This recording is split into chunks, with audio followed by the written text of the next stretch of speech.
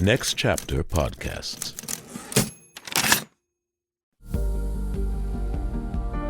Hey, Play On Podcast listeners. I want you to be a part of the cast. Become a supporting cast member with Play On Podcasts for just $5 a month. Get in-depth interviews featuring some of the most brilliant artists working today.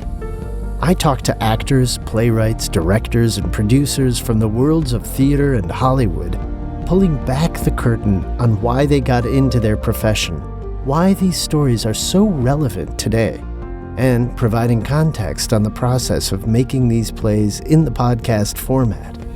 You'll enjoy ad-free episodes of the Play On Podcast series, and maybe even a gift or two. Head over to playonpodcasts.com, click Supporting Cast, and join the club today.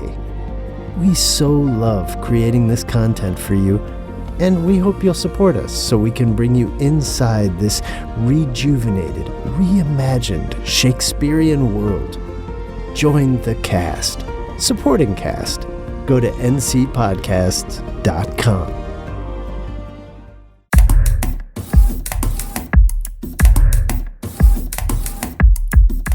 Next Chapter Podcasts, in collaboration with Fiasco Theater, presents the Play On Podcast series, Measure for Measure. Episode 5, Death is a Great Disguiser. For the best listening experience, be sure to use headphones or earbuds. Let your own intellect judge what is true, and banish falsehoods hiding in plain view. He has a garden walled around with brick, whose western side is with a vineyard backed. And to this vineyard there's a wooden gate that one may open with this larger key. This other key commands a little door, which from the vineyard to the garden leads. There have I made my promise in the heavy middle of the night to call upon him. There's little else to say when you depart from him but soft and low. Remember now, my brother. Fear me not, Isabella.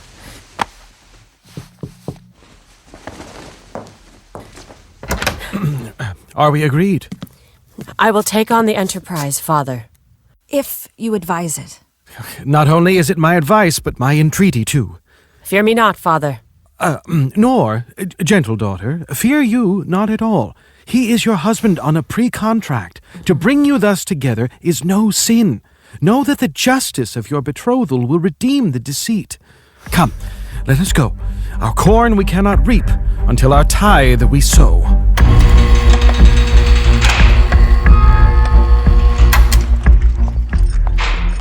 Come here, Sir Pompey.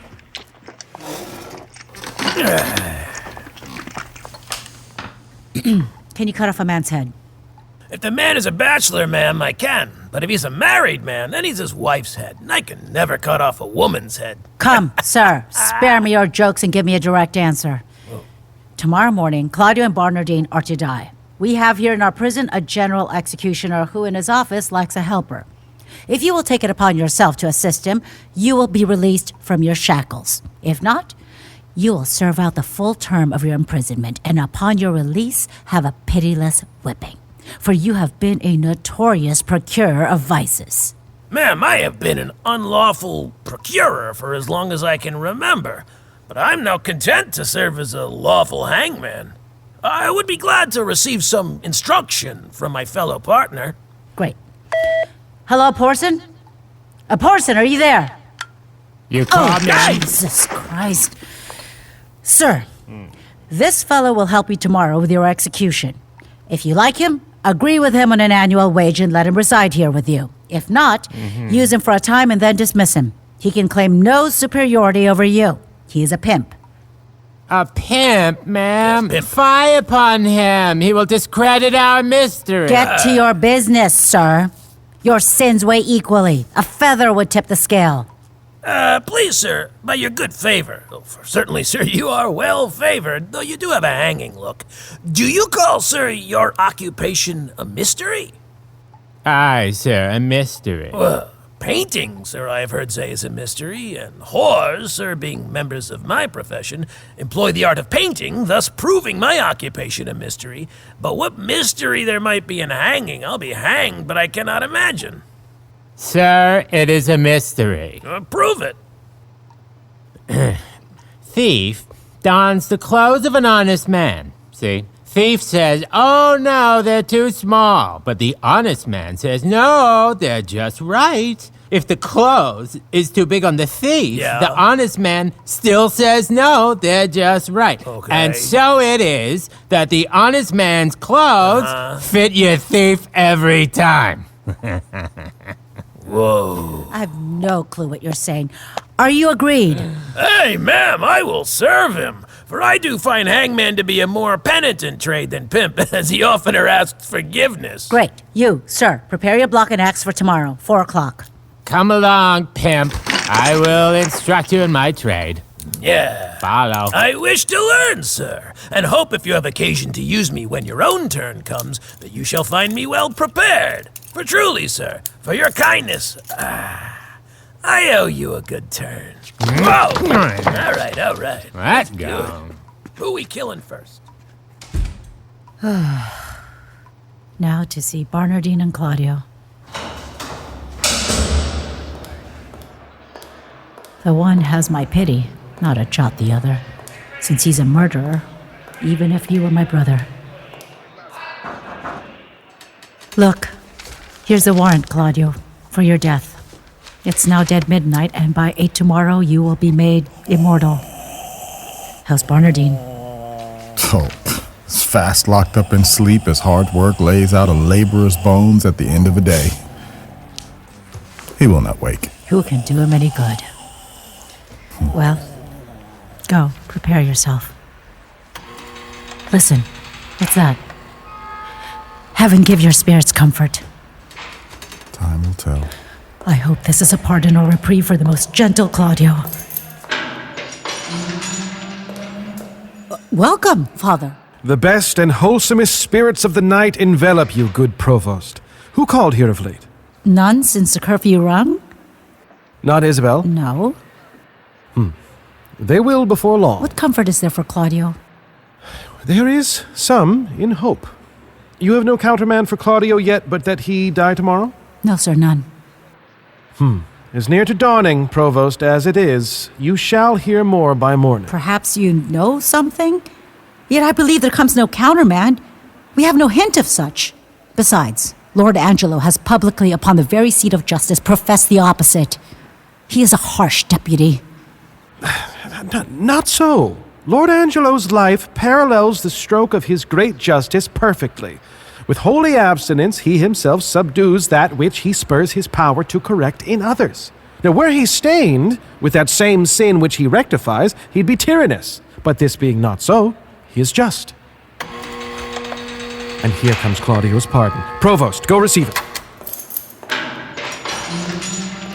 This is a gentle provost. It is rare to find the steely jailer friend to men. Friar, it's a message from Angelo. Now, friend, what news? I pray you, let us hear. Whatsoever you may hear to the contrary, see that Claudio is executed by 4 a.m., and in the afternoon Barnardine. For my better satisfaction, have Claudio's head sent to me by 5. See that this is duly performed with a certainty that more depends upon it than you can possibly know. So do not fail in your office, as you will answer for it at your own peril. What do you say to that, sir? Who is this Barnardine who is to be executed in the afternoon? A Bohemian born and in Vienna nursed and raised. One who's been a prisoner here these 9 years. Why has the absent duke not delivered him either to his liberty or his death? I have heard that it was his habit to regularly do so. His friends obtained reprieves for him. And indeed his crime, until now, in the time of Lord Angelo, had not with certainty been proven. It is now certain? Most manifestly, and not denied by himself. Well, has he borne himself penitently in prison? How does he seem to be affected? A man who perceives death as no more dreadful than a drunken sleep. Careless, reckless and fearless of what's past, present, or to come, insensible of mortality, yet desperately mortal. He needs advising. He will hear no counsel. He has the liberty of the prison. Give him leave to escape, and he would not.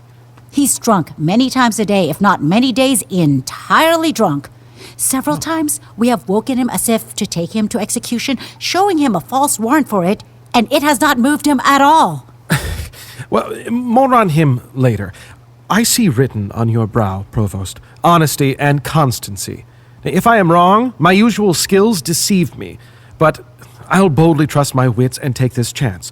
Claudio, whom you have here a warrant to execute, is no more forfeit to this law than Angelo who has sentenced him. To prove this beyond a doubt, I need but 4 days' respite, to which end I ask of you a courtesy both immediate and dangerous. Pray, sir, how? Delay his death. But how can I? Having the hours specified and an express command under penalty to deliver yes. his head to Angelo. I'll trade places with Claudio if I cross these instructions, even in the slightest. Now, by the vow of my order, I will guarantee your safety if you allow my instructions to guide you. Have Barnardine executed this morning and take his head to Angelo. Angelo has seen them both and will recognize the face. Oh, no. Death is a great disguiser, and you can supplement. Shave the head and tie the beard and say it was the desire of the penitent to be so prepared before his death. Now, you know the practice is common. If anything falls upon you on account of this, beyond my thanks, by the saint whom I profess, I will defend you with my own life. Forgive me, good father, but this breaks my oath. Well, were you sworn to the Duke or to the deputy? To the Duke and to his substitutes. Then you will feel that you have committed no offense if the Duke approves the justice of your dealings? But what likelihood is there in that? No likelihood, but a certainty. Yet since I see you fearful, and neither my robes, integrity, nor persuading can ease you, I will go further than I intended to allay all your fears. Here, look here. This is the signature and seal of the Duke. You know his hand, I doubt not, and the signet is not foreign to you. I know them both. Contained within is news of the imminent return of the Duke. Now you may read it at your leisure, and you will discover that within 2 days he will be here. Now this is something Angelo does not know, for he this very day receives letters of a strange tenor, perchance of the Duke's death, perchance that he is entering some monastery, but none of those is true. Look, the morning star calls up the shepherd. Don't waste time in amazement at how these things came to be. Difficulties are easier when one's task is clear. Call your executioner and off with Barnardine's head. I will at once provide him counsel and advise him to a better place. Still you stand amazed, but this letter will resolve you. Come, it is almost dawn.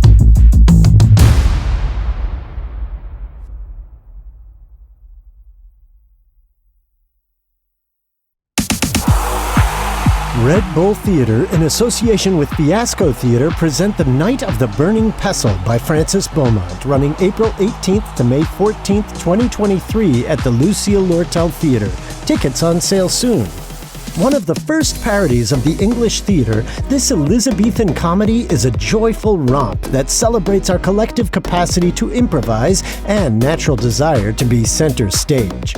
A play about the elopement of star-crossed lovers called The London Merchants is about to be performed when an unexpected interruption occurs. The actors adapt and invent a new story, an outrageous quest called The Night of the Burning Pestle, which takes over the stage in hilariously disruptive ways. Everyone shares in the triumph of love, adventure, and the anything-can-happen nature of live theater. Visit fiascotheater.com for more information. Hey! Welcome one, welcome all. This is Pompey Bum, coming to you straight from prison on this inaugural podcast titled Bars. A subject upon which I speak with authority, having tended many bars in my time, and now finding myself behind some. But you, coming in for visiting hours, isn't it a treat for you to sit in your cars and on your couches, in massage parlors, or on a treadmill, out for a run with your ear pods in, safe and sound in the knowledge that such unsavory villains as myself are safely locked away, laughing it up at the antics of these silly nuns and kooky dukes? Why, you'd never find yourself in such unsavory circumstances, would you? Well, but from my perspective, being the gutter, I say to you, dear listener, that I have as many good friends amongst yourselves as I do in Mistress Overdone's own whorehouse. I sure do. But there are sinners amongst you aplenty. Like you, Master Subprime, sitting in your beamer with the Blaupunkt blasting, making your bonuses selling houses made of paper, didn't you? And you huffed and puffed and blew them down. The pigs, they never caught you. Instead, you hid down a well until your bailout. And you, Master Shale Oil, oh, you'll stick your pipeline where you please, be the lady willing or not. You'll swear the condom won't break, but it springs a leak every time. Mend your ways, Master Shale. Our nation runs low on unpolluted women and drinking water alike.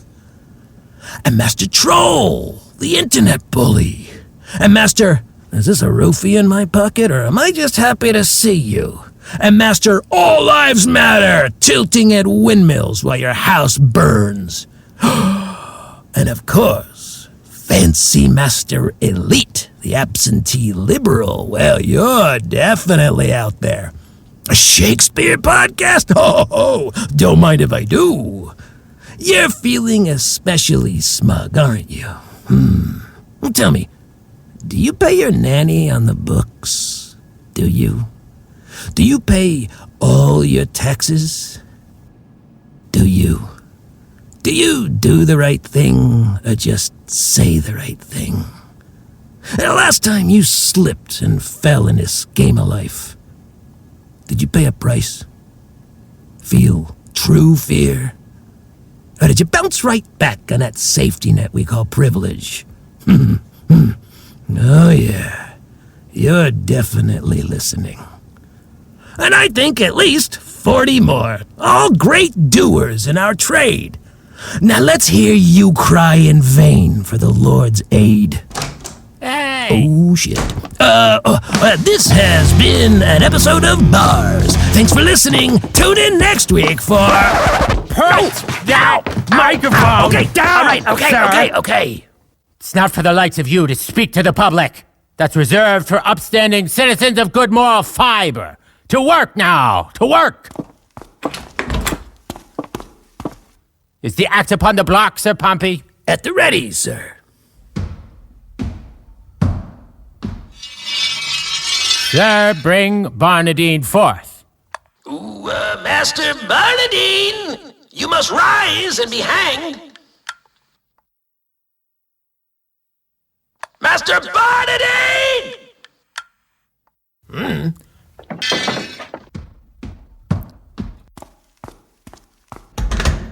Hello, Barnardine. Curse your throats! Who makes that noise?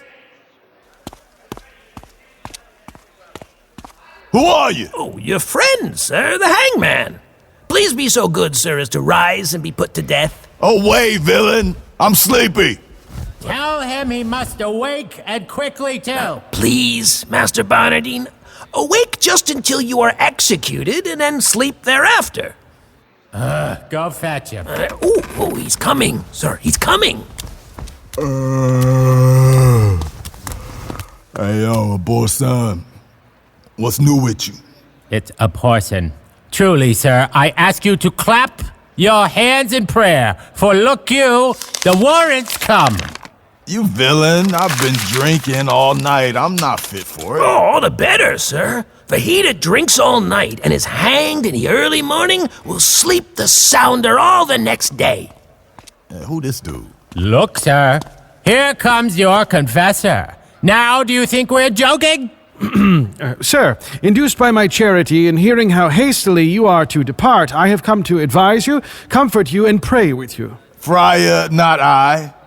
I have been drinking hard all night and will have more time to prepare. They can beat my brains out with sticks, but I'll not consent to die this day. That's certain. But sir, you must, and therefore I beseech you, look forward on this journey that you must make. I swear I'll not die today on any man's persuasion. No, but hear me, sir. Not a word. Sir. If you have anything to say to me, come to my cell, for I'll not leave it today.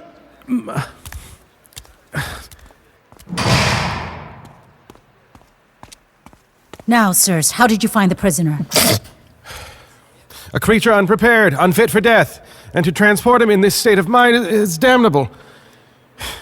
Father, here in the prison, there died this morning of a cruel fever one Ragazine. Do you know him? Ragazine? He's the most notorious pirate. A man of Claudio's age, his beard and hair of the same color. What if we forget Barnardine till he's better prepared and satisfy the deputy with a head of Ragazine? Much more like Claudio's. What? This is an accident that heaven sends. We'll deliver it at once. The hour decreed by Angelo draws near. See that his head is sent according to command, while I persuade this rude wretch willingly to die. It shall be done, good father, and at once. But Barnardine must die this afternoon. And how shall we conceal young Claudio and save me from the danger that results if he is found alive? Put them in secret holds, both Barnardine and Claudio, and before the sun has twice made its salute to those outside this prison, you will see your safety is secured. I am your servant. Quick, go and send the head to Angelo. And now will I write letters to Angelo. The provost will bear them, and the contents shall tell him that I now am near to home and that I needs must make a grand return and enter Vienna publicly. I'll have him meet me at the city gates, and from there, with cool head and with a well-balanced grasp, we will proceed with Angelo. Here's the head! Oh, God! Sorry, I'll carry it myself. This is convenient.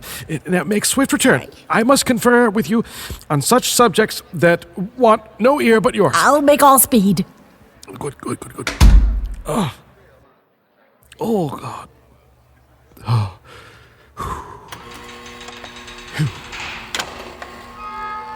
Peace be here. Hello. Oh, the voice of Isabel. She's come to hear whether her brother's pardon has arrived. But I must keep her in the dark for now. I will provide comfort for her despair, but when she least expects it.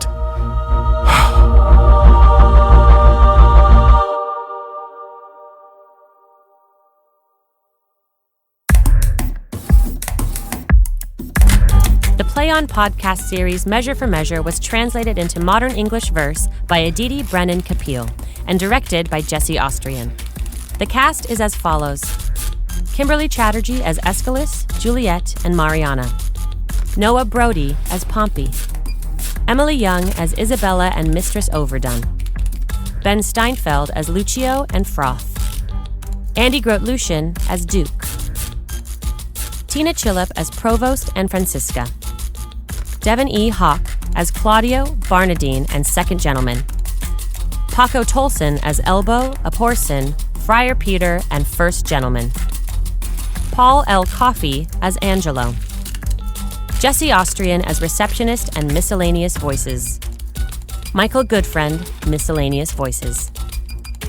Casting by the Telsey Office, Karen Castle, CSA, and Ada Karamanian. Voice and text coach, Julie Foe.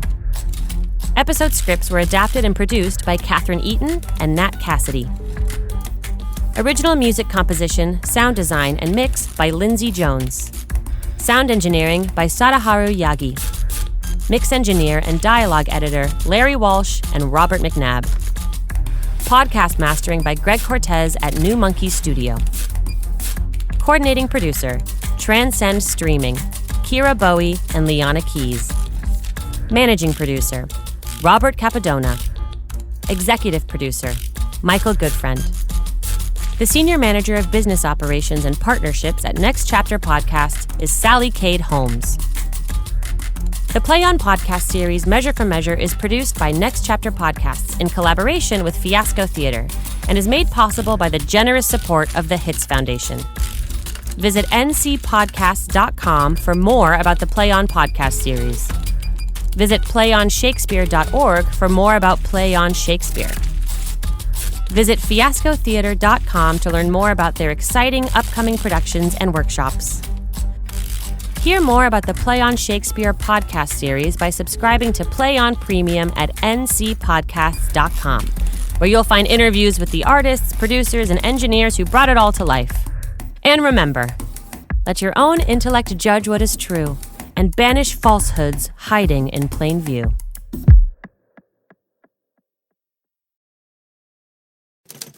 Next Chapter Podcasts.